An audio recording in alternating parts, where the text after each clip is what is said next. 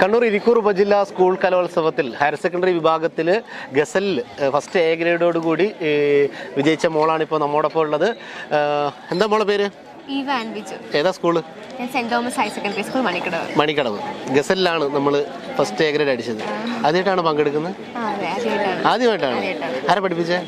എന്നെ പപ്പയാണ് എന്നെ റെഫർ ചെയ്തത്.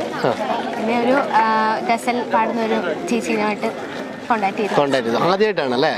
പപ്പയുടെ പേരെന്താ? ബിജു. പഠിപ്പിച്ച ടീച്ചറുടെ പേര്? ഗസൽ ടീച്ചറുടെ പേര് ആൻമരിയ. നമ്മുടെ നാട്ടുകാരി തന്നെയാണോ? അടുത്തുള്ളതാണ്. Plus 1 plus 2? ഞാൻ പ്ലസ് 1. Science, commerce? സയൻസ് ആണ്. അപ്പോൾ ഗസൽ അല്ലാതെ വേറെ ഏതൊക്കെ ആയിട്ടാണ് പങ്കെടുക്കുന്നത്? ലളിതഗാനം പാടാറുണ്ട്, പിന്നെ ശാസ്ത്രീയ സംഗീതം പഠിക്കുന്നുണ്ട്. ആരാണ് ഗുരു?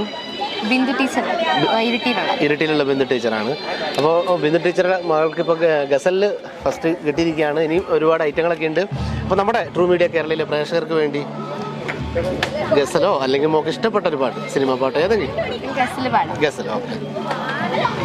മുझसे पहले से मोहब्बत मेरे महबूब नमा, मुझसे पहले से मोहब्बत मेरे महबूब नमा, मुझसे पहले से मोहब्बत मेरे महबूब नमा, मुझसे पहले से मोहब्बत मेरे महबूब नमा.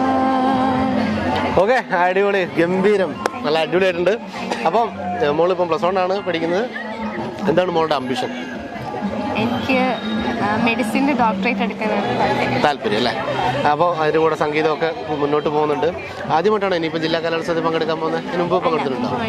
കഴിഞ്ഞ വർഷമൊക്കെ പങ്കെടുത്തിട്ടുണ്ട്. ഹൈസ്കൂളിൽ സ്റ്റേറ്റ് ലെവലിൽ പോയിട്ടുണ്ടോ? പോയില്ല.